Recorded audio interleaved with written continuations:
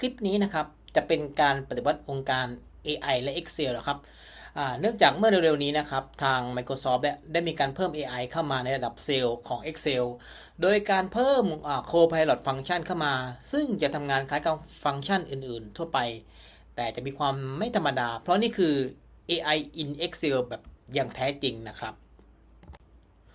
เรามาทำความรู้จักกันอีกนิดนึงนะครับเชื่อว่าหลายๆคนที่ใช้ Excel เนี่ยหรือเพิ่งเริ่มใช้เนี่ยอาจจะคุ้นเคยกับฟังก์ชันต่างๆมาบ้างเช่น VLOOKUP Sum If แต่บางครั้งเนี่ยแต่ครั้งนี้จะแตกต่างออกไปเพราะเป็นฟังก์ชันที่เราสามารถบอกกับ AI ได้เลยว่าเราต้องการอะไรด้วยภาษามนุษย์หรือใกล้เคียงถึงเวลาแล้วหรือที่เราจะแบบไม่ต้องจำสูตรเหล่านี้อีกต่อไปต่างๆนานาครับผม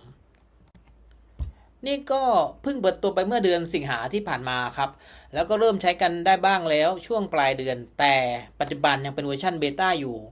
ส่วนอนาคตคาดว่าจะใช้ได้กันจริงๆในเร็วๆนี้ก็ลองติดตามกันดูนะครับคาดว่าภายในปีนี้หรือไม่เกินต้นปีหน้าเนี่ยน่าจะมีเวอร์ชันจริงๆให้ได้ใช้กันแบบครบถ้วนแน่นอนครับในเวอร์ชันเบต้านี้ไม่ได้ใช้งานกันได้ทุกคนณตอนนี้ที่สามารถใช้ได้ก็จะมีแค่คนส่วนน้อยตามเงื่อนไขที่ทาง Microsoft ได้กำหนดไว้ปกติเนี่ยราคาจะมีประมาณตกประมาณเดือนละ$30หรือราวๆ1,000 กว่าบาทและก็จะมีเรื่องต้องรอทาง Microsoft ขยายกลุ่มให้บัญชีเราใช้งานได้ด้วยนะครับซึ่งก็จะมีหลายๆคนนะครับต้องรอเกอร์กันบ้างเพราะโดนชาร์จเงินไปแล้วยังใช้งานไม่ได้นี่เป็นตัวอย่างคนที่รอเกอร์นะครับ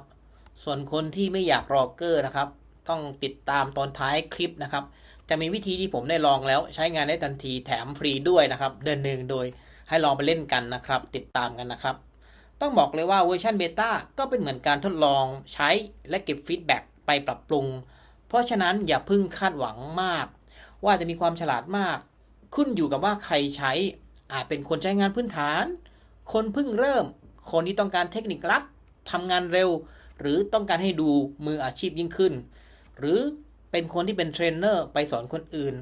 เหมาะอย่างมากนะครับกับเทป Excel Expert ต่างๆเอาไว้เตรียมแผนการสอนเตรียมข้อมูลใช้สอนเพราะปกติเราไม่สามารถนำข้อมูลจริงๆโดยเฉพาะข้อมูลความลับข้อมูลสำคัญมาใช้สอนได้เราเลยจำเป็นต้องสร้างข้อมูลจำลองขึ้นมาง่ายๆด้วย Excel นี่แหละครับนี่แหละคือวิธีทางออกในการนำ Data ไปใช้สอนได้โดยไม่ผิดกฎหมายนะครับทีนี้อย่างที่บอกไปนะครับ AI เนี่ยอาจจะยังไม่เก่งมากๆหลายๆคนอาจเจอปัญหาสูตรคำนวณอาจจะคำนวณผิดด้วยความที่เป็นการประมวลผลด้วย AI ไม่ใช่หลักของคณิตศาสตร์เพราะฉะนั้นแนะนำว่าถ้าเป็นด้านการคำนวณเนี่ยให้ใช้สูตรพื้นฐานไปเลยจะดีกว่าแต่อนาคตอาจจะคำนวณได้ถูกต้องตามสูตรพื้นฐานก็เป็นไปได้นะครับตรงนี้ต้องรอดูกันนะครับเรียกได้ว่าเนี่ยเวอร์ชันนี้ยังไม่เหมาะกับทุกคนนะครับแต่ก็เป็นอนาคตแน่นอนและก็จะเป็นการพลิกวงการ AI และก็วงการ Excel อย่างแน่นอนเวอร์ชันนี้ยังรองรับในระดับทั่วไปและช่วยข้อความให้กระชับยิ่งขึ้นหรือขยายข้อความหาโน่นหานี่มาให้จำลองข้อมูลหรือคิดวิเคราะห์แยกแยะจัดประเภทของกลุ่มข้อความหรือประมวลผลข้อความอย่าลืมนะครับคลิปหน้าเนี่ยติดตามกันไว้นะครับจะเป็นการสาธิต use case ต่างๆในการใช้งานในประเด็นต่างๆนะครับส่วนท้ายคลิปนะครับจะเป็นขั้นตอนการสมัครเพื่อให้ใช้งานได้จริงทันทีบน Mac นะครับและซึ่งไม่ต้องรอคิวแบบ Windows นะครับที่ค่อยๆทยอยปล่อยออกมานะครับติดตามกันนะครับท้ายคลิปเจอกันโอเคครับคลิปนี้จะเป็นคลิปโบนัสนะครับสำหรับคนที่ต้องการใช้ Copilot Function in Excel นะครับบางคนเนี่ยอาจจะโดนชาร์จเงินไปเรียบร้อยแล้วครับแต่ก็ยังใช้ไม่ได้รอเกอร์นะครับคลิปนี้นะครับจะเป็นวิธีที่ผมลองมาแล้วก็ใช้งานได้จริงนะครับอันนี้คือทำบน Macintosh นะครับต้องบอกกันว่าตัวผมเองเนี่ยก็คือปกติใช้ Hotmail ปกติเป็นส่วนตัวนะครับแล้วก็ไม่ได้สมัครOffice 365หรือว่า Copilot แต่ใดๆนะครับแต่ด้วยความที่ต้องการที่จะอยากลองใช้มากนะครับก็เลยลองหาวิธีดูแล้วก็เจอวิธีนี้นะครับมาลองดูนะครับก็คือเราก็เข้ามาที่ลิงก์นี้นะครับเดี๋ยวจะโพสต์ไว้ใต้คลิปนะครับจะเป็นทั้งเวอร์ชันไทยแล้วก็เวอร์ชันอังกฤษนะครับเรามาดูที่เป็นเวอร์ชันไทยนะครับก็เข้ามาในหน้าเพจนี้นะครับแล้วก็เลือกที่เป็นแผนแบบไม่มี Microsoft Teams นะครับจากนั้นนะครับให้กดที่ ลองใช้ฟรีนะครับแล้วก็จะเป็นการสมัครaccount Microsoft Business นะครับสำหรับธุรกิจเท่านั้นนะครับเสร็จแล้วครับเช็คข้อมูลนิดนึงนะครับว่าตรงนี้ครับปกติจะรองรับได้ถึง25 account นะครับแต่ผมใช้แค่1ดูก่อนนะครับแล้วก็เลือกเป็นรายเดือนก็ตรวจสอบนิดนึงนะครับเสร็จแล้วตรงขั้นตอนการจ่ายเงินนะครับจะต้องเป็น0 บาทนะครับเพราะว่า Office 365นี่คือเป็นการใช้ฟรีนะครับส่วนทางด้านนี้จะเป็นโปรแกรมที่สามารถใช้งานได้นะครับรวมทั้ง Copilot เราจะไปเพิ่มทีหลังนะครับเสร็จแล้วให้กดถัดไปนะครับแล้วก็อันดับแรกนะครับเดิมทีถ้าคนที่ยังไม่มี Account นะครับก็จะต้องมี Account หลักก่อนอย่างผมเนี่ยก็จะเป็น Account Hotmail ที่เป็นหลักนะครับจะใช้ Account นี้เป็นหลักในการ Register Business Account อีกทีนะครับเสร็จแล้วก็กดถัดไปนะครับก็จะเป็นขั้นตอนรายละเอียดต่างๆให้กรอกข้อมูลไปอย่างเช่นต้อง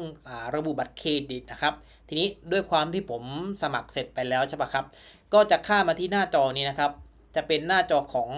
Marketplace นะครับต้องดูตรงนี้นิดนึงครับว่าตอนที่เราเลือก Marketplace นะครับให้มากดที่ Office 365 นะครับแล้วก็มองหาคำว่า Office 365 E3 ตรงนี้นะครับจะดูเห็นว่าตรงนี้มีทดลองใช้ฟรีอยู่นะครับให้ลองกดดีเทลเข้าไปนะครับเสร็จแล้วก็จะขึ้นมาว่าเป็นทดลองใช้ฟรี1เดือนคล้ายๆกับหน้าจอแรกเมื่อตะกี้นะครับแล้วก็อย่าลืมเช็คนะครับว่าไม่ได้ตัดบัตรเครดิตเราอาจจะเป็นการกันเงินต่างๆนะครับตรงนี้นะครับให้เลือกไม่มี Microsoft Teams แล้วก็ทดลองใช้นะครับแล้วก็รอโหลดหน้าจอนิดนึงนะครับตรงนี้จะใช้เวลาประมาณหลักวินาทีนะครับเนี่ยครับเราต้อง make sure นะครับว่าตอนนี้เป็น$0นะครับเสร็จแล้วก็กด next ไปเรื่อยๆนะครับกด next ไปเรื่อยๆทีนี้เราก็จะได้แล้วครับก็จะอยู่ใน product ของเราตรงนี้นะครับไปที่ your product นะครับเสร็จแล้วครับก็จะได้เป็นตัว Microsoft Office ของเราที่เป็นตัวE3 นะครับตรงนี้จะไม่โดนคิดเงินนะครับเนี่ยครับ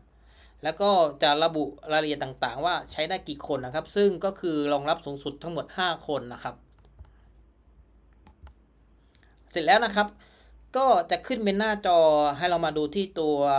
your product นะครับ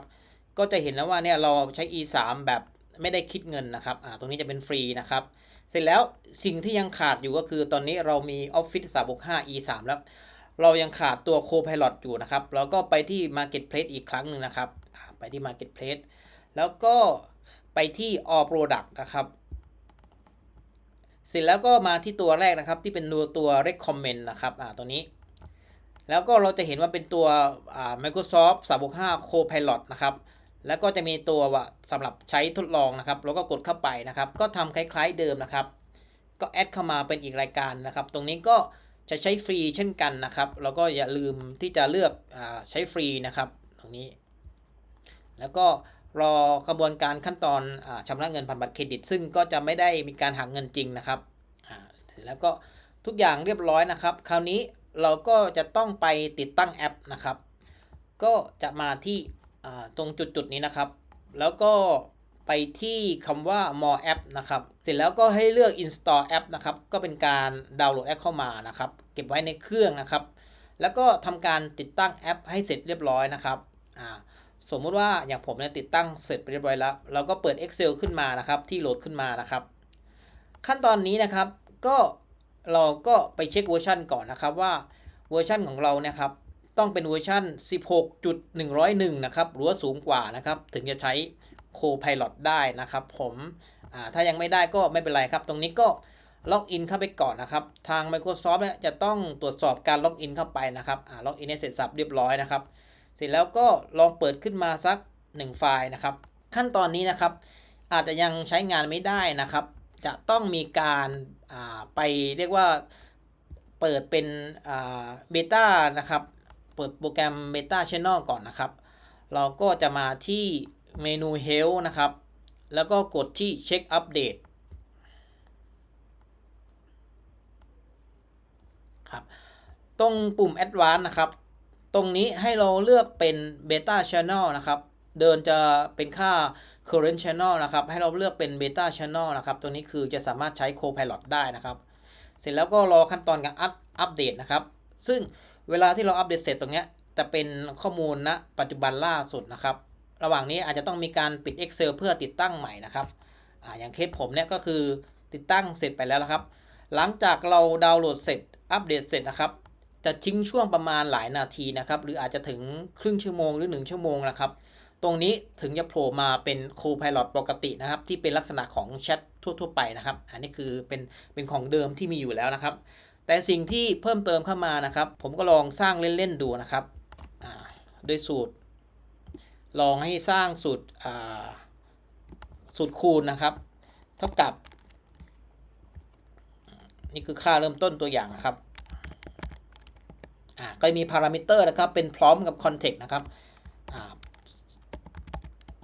สร้างตารางสูตรคูณ2 ถึง 12เนี่ยครับแล้วก็รอนะครับบิลซี่คือด้วยความที่เป็น Copilot นะครับจะไม่ประมวลผลที่เครื่อง PC นั้นนะครับตอนนี้การประมวลผลเนี่ยจะทำในระดับของเว็บเซอร์วิสนะครับสมมติผมจะสร้างลูกค้าขึ้นมานะครับ Copilot นะครับสุ่มสร้างรายชื่อลูกค้านะครับนี่ครับเราจะสามารถป้องกันเรื่องของ PDPA หรือกฎหมายได้นะครับแล้วก็อาจจะสร้างเป็นรุ่นรถที่เขาสนใจนะครับอาจจะบอกว่ารายการซ้ำได้นะครับก็อาจจะเป็นบอกถึงอายุหรือเพศนะครับของคนทั้งหมดนี้แล้วก็ใส่เครื่องหมายชาร์ปจะเป็นการแบบดึงข้อมูลของทุกคนนะครับอันนี้กลายเป็นอายุแล้วนะครับโอเคนะครับยังไงถ้ากดฝากกดไลค์กดแชร์กดติดตามนะครับคลิปน่าจะเป็น use case ในการใช้งานในด้านต่างๆนะครับไว้เจอกันครับสวัสดีครับ Welcome to Surreal Digital World.